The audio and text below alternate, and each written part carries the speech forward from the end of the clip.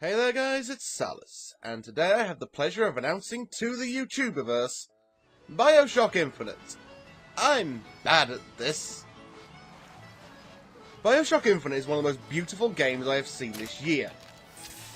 However, I'm not about to jump up and down my bed like so many other critics declaring it the most beautiful game to have ever existed. The semi-plasticky look of the designs would probably serve to future-proof the game for a few years. And yes, the bright and colourful Columbia does make for a vast improvement over the traditional, I hate that this is the tradition now, brown and grey that is the first-person shooter genre. But speaking of Columbia, you can really enjoy your time here. With the idea of a city in the sky, I was a little sceptical at first, but I found the city to be something beautiful and truly imaginative designs. For example, the skylines as transport and how it can separate into individual modules, so if you want to get away from the neighbours, you can literally just float away. But the biggest praise I can offer to Columbia is, unlike its counterpart from previous games Rapture, you actually feel like people lived here. Because, get this, you see them! Unlike Rapture, where when you turned up it was abandoned by everyone except nutcases. The character models are well put together. Granted, there are very few enemy models, with the exception of boss fights, and there are very few NPCs you interact with regularly. I think the only characters that turn up for more than 10 minutes are the two scientists behind making Columbia float. But even the part-time characters have some really nice models to them, and have clearly been thought out. The design does have its drawbacks, however. In this case, the weapons. Not all of them, mind you, but some of them don't look all that great. The carbine rifle, for one, looks very generic, and when set against guns like the machine gun, which looks awesome, or the sniper rifle with its early 1900s fishbowl scope, it just doesn't hit the spot. The melee weapon, on the other hand, is something else altogether. A spinning arrangement of 3 magnetised hooks, which looks absolutely badass. Some of the other guns also pull double duty as both killing machine and eye candy. The Vox burst gun and the machine gun being obvious standouts for me. And now to ask the question, how does the game sound? Great! This game scratched all of my inner ear itches. The soundtrack is varied with some great orchestral pieces, as well as some great 1900s music and some epic combat tracks, which serve really well to raise attention and get players psyched for an epic battle. And in combat, most of the sound effects from weapons and environmental sounds really do add to it. You will note I said most of the sounds. Personally, I think some of the weapons needed work. The volley gun sounds hollow and far less powerful than it actually is. And the hand cannon sounded way too much like a standard pistol to justify it being considered a different class of weapon. But now for what you all wait for, the voice acting. Bioshock Infinite has some really good voice acting and some mediocre performances, but nothing specifically bad. The player character sometimes comes off as emotionless and cold, and this is perfect for him because he's a hollow man after his past. But the performance clearly shows some emotion trying to creep through, sometimes at moments where it isn't really needed, and this can feel a bit awkward. However, the hollow emptiness of the protagonist is offset perfectly by your support character Elizabeth, who is a font of emotion, and you really believe the idea she is discovering the world anew. And even when the inevitable betrayal happens, as it will in any game, you feel her despair and outrage, as well as her longing to see the world. She is very smart, but not over-cocky about it. Like in some games with a smart female lead, you do really feel this is more her story than the guy with the gun. As I said earlier, the voice acting in this game is good, but if I were forced to pick a worse performance, I would have to go with the Prophet. I don't know what it is about him. I get the idea that he's supposed to be a self-righteous asshole, and he keeps Elizabeth prisoner, but all of his lines are delivered kind of like a cartoon villain, which is odd because everything else is played straight. His last scene is particularly hammy. But I suppose if it's your last appearance, you might as well go out with a bang. So, what about gameplay, I hear you yelling from the legally required 25 feet? Well, you're back in a steampunk-powered hidden city as per all other Bioshock games, but wait, this isn't underwater, this is in the sky! And that's not the only change made with Infinite. Unlike the previous 2 attempts at a Bioshock game, there is almost no pointless busywork this time, which I'm thankful for. Hacking is now replaced by Elizabeth being able to pick locks, assuming you have any picks for her to waste, although a skilled lockpick doesn't break their tools every time, and a new ability which allows you to possess machines. But unlike the other 2, controlling vending machines does not make the items cheaper. All it does is cause any vending machine to vomit out all of its money onto the floor. The same ability possessed by a homeless guy with a crowbar. Plasmids are gone. Well, not entirely, they're now called Vigors, and gene tonics are now infusions. However, despite some of the Vigors being better than the old plasmids, because crows will always beat bees, there is less variety to them. And their redesigns are sometimes good, but I miss the old fire plasmid. I liked being Colonel Mustang. But that's not the point. What has changed most is how you use them. Vigors now use Salt instead of Eve, and Adam doesn't exist in Columbia, so there's no need to hunt down little girls, kill their guard, and rip their spine out anymore. But that doesn't stop Infinite from having its own idea of the Big Daddy, the Handyman. This guy is so much fun, and unlike the aforementioned daddies, he's not overused. They appear infrequently at key battles in the story, and their weak point, despite being blindingly obvious, is tricky to hit because of the way they move. They're very fast, very agile, about 12 feet tall, and can electrocute you off a skyline if you try to escape. They are very fun, and due to their brevity, a nice additional touch. Speaking of weak points, the other mechanised enemy, the Patriot, has its own weakness. And it's nice to see enemies with a critical hit point other than the face. Not that shooting dudes in the face with a big nasty gun isn't fun. And speaking of the guns, I noticed some real imbalance in the weapons. The pistol and the shotgun are way overpowered.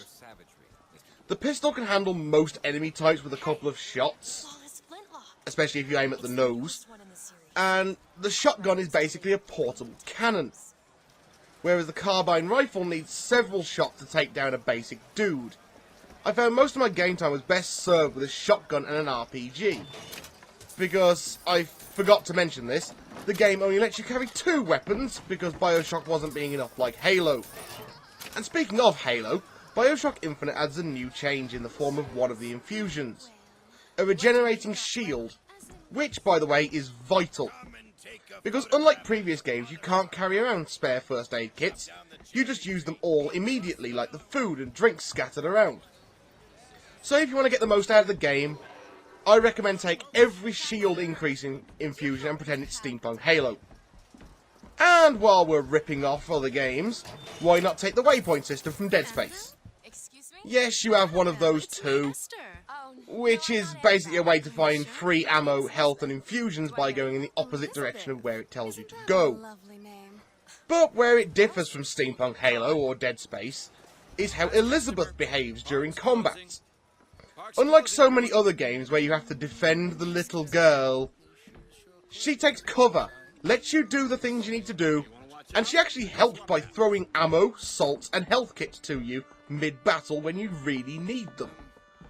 And I was grateful for this. In fact, I was just so glad to see an escort game with a competent NPC support character for once. So, way to go, Bioshock. 2 tickets for passage to the First Lady airship. Okay, here's where I ruin your story. Prepare the bucket and spoon.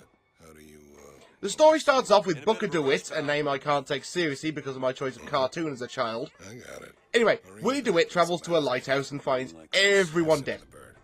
So he goes up to the light, bangs on some bells and gets launched into the sky, because apparently that's what happens when you bang on bells. And he's been sent to kidnap someone and that'll clear his debts, because apparently loan sharks in 1912 require payment in person.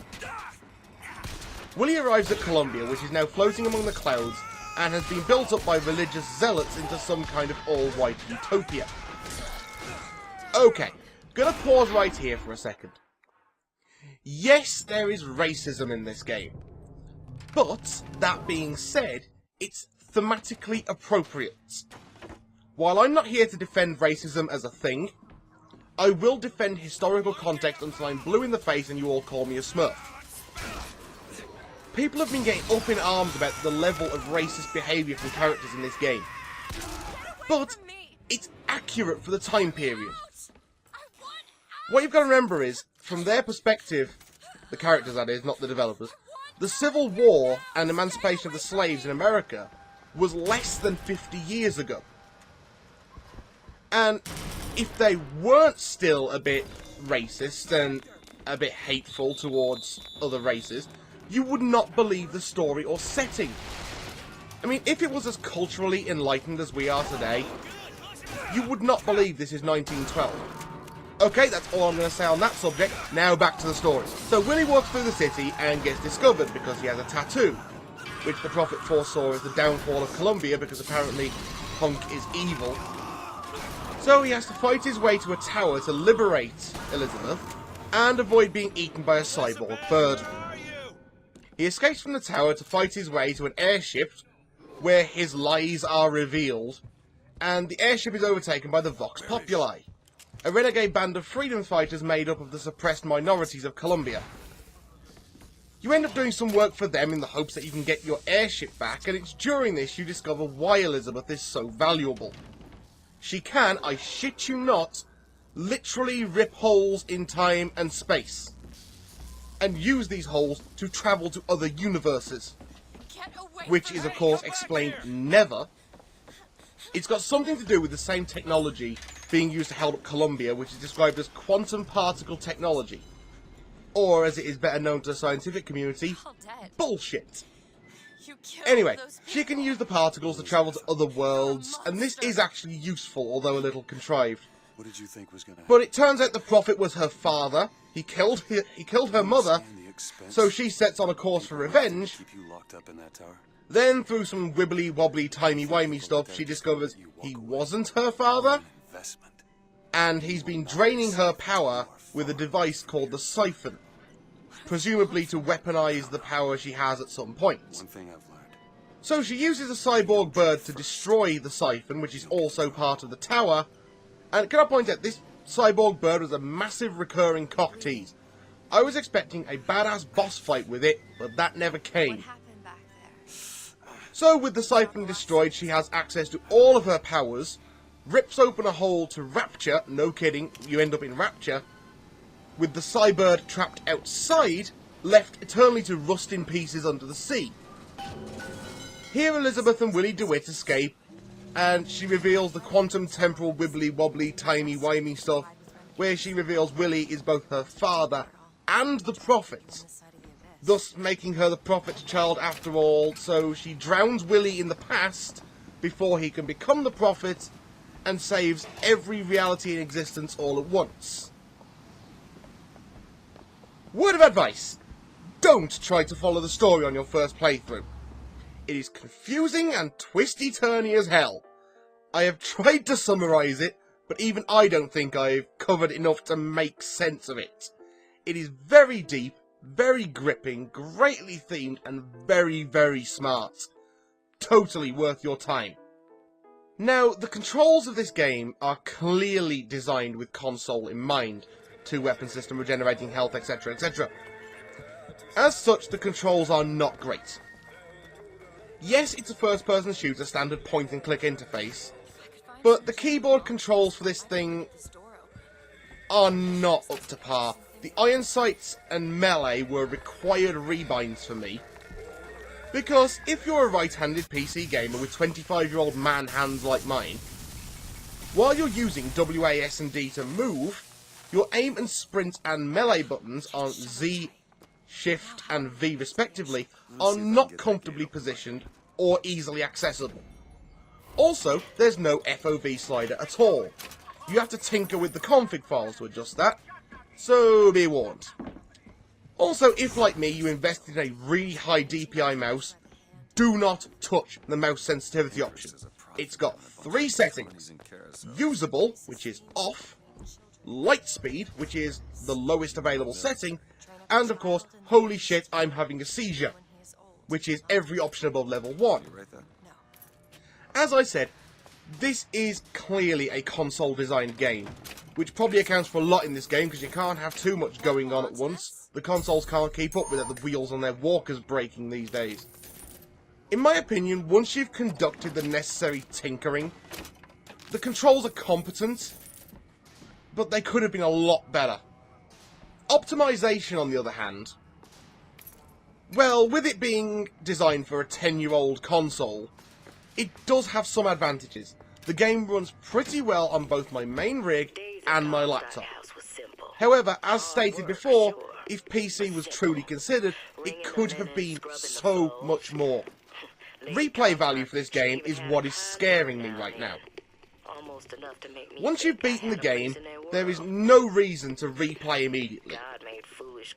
Because unlike Bioshock 1 and 2, the moral choice system is gone. So there's no alternative endings for you, sir. And with the main character being, you know, dead, and Elizabeth having nothing new to discover about herself, the story is finished. All tied up in a neat little bow, ready to be sent out. But there's a season pass for DLC, which, in my mind, means one of 2 things. Either 1, you're paying for a season of whistles and bells with no substance, or 2, and this is more dangerous in my opinion, they're going to shoehorn in another story where it doesn't belong. If you wanted to expand the story, fine. It just usually helps if the player is alive to do so. So, in conclusion, Bioshock Infinite has taken a lot of risks and made a lot of changes to the normal Bioshock fare. Some paid off, some not so much. But is it good? Yes, definitely. The only things that let this game down are its awkward controls, acid trip story, and questionable replay value. But when you combine that with the fact that it's very short compared to its brothers, it might be off-putting to some. But if, like me, you like the steampunk aesthetic, good gunplay, and a shooter where brown and grey are not the only colours used, you can't go far wrong with Bioshock Infinite. It's clever, imaginative, and most importantly, it is fun. Plus, there is the ability to throw flaming crows at people. I give Bioshock Infinite 8.5 out of 10. So, thank you all for watching my review of Bioshock Infinite. I hope you enjoyed it as much as I enjoyed playing it. So, until next week, I've been Salis, this has been Bioshock Infinite, and I will see you next time.